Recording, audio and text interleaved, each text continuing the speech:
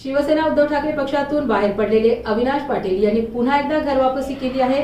शिवसेना नेते चंद्रकांत खैरे, शिवसेना नेते तथा विधान परिषद विरोधी पक्षनेते अंबादास दानवे यांनी त्यांचा पक्षात परतल्याबद्दल अभिनंदन व विश्वास व्यक्त करीत नगराध्यक्ष पदासाठी उमेदवारी जाहीर करून मोठी जबाबदारी देखील घोषित केली। मला परत पक्षात म्हणजे उमेदवार दिली साहेब, माझ्यावर विश्वास दाखवला बाळासाहेबांच्या शिवसैनिक म्हणून मी आयुष्यभर काम करत राहीन। एकनिष्ठपणे काम करतो। एकनिष्ठ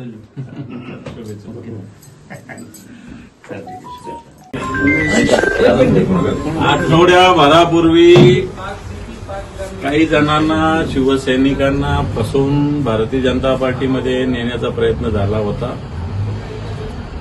खरं तर ते मनाने गेले असावे असं आम्हाला त्यावेळेसच वाटलं नव्हतं, परंतु त्यांची एक प्रकारे फसवणूक झाली। पुन्हा 4 दिवसात ते वापस आले। सुबह का बोला शाम को घर पे आया तो उसको बुला नहीं कहते या हेतून मान्य खैरे साहेबांच्या नेतृत्वाखाली सगळ्यांना आम्ही माफ केलं आणि यांचं नेतृत्व करणाऱ्या अविनाश पाटलांची उमेदवारी मान्य शिवसेना नेते चंद्रकांत खैरे साहेबांनी जाहीर केली। संघटना म्हणून शिवसेना म्हणून पुन्हा एकदा गंगापूर नगरपालिकेवर शिवसेनेचा भगवा फडकवण्याचे सगळे मिळून प्रयत्न करू। अध्यक्ष उमेदवार आपले अविनाशच आहे।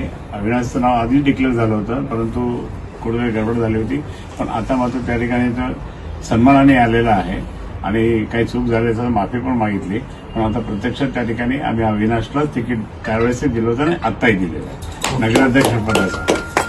ठीक आहे, चला। शिवाजी महाराज की जय। हिंदुहृदय सम्राट शिवसेना प्रमुख बाळासाहेब ठाकरे यांचा विजय असो। चालेल साहेबांचा घे स्टार्ट।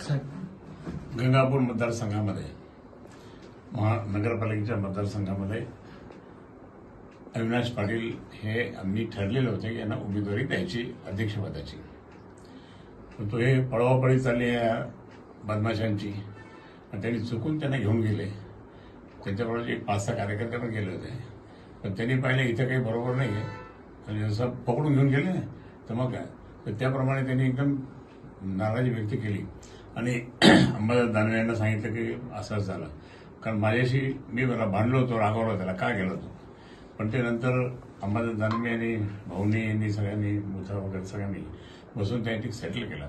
मी या ठिकाणी सांगतो की आमचा उमेदवार मी याला डिक्लेअरच केलं होतं, पण तो पळून देण्यामुळे जरा हे झालं, पण आता मी त्याला त्याची चूक जी झाली ती त्याला माफ करतो, परंतु गंगापूर मतदारसंघातून त्या ठिकाणी हा प्रचंड मतदार निवडून येणार आहे अध्यक्षपदाचा।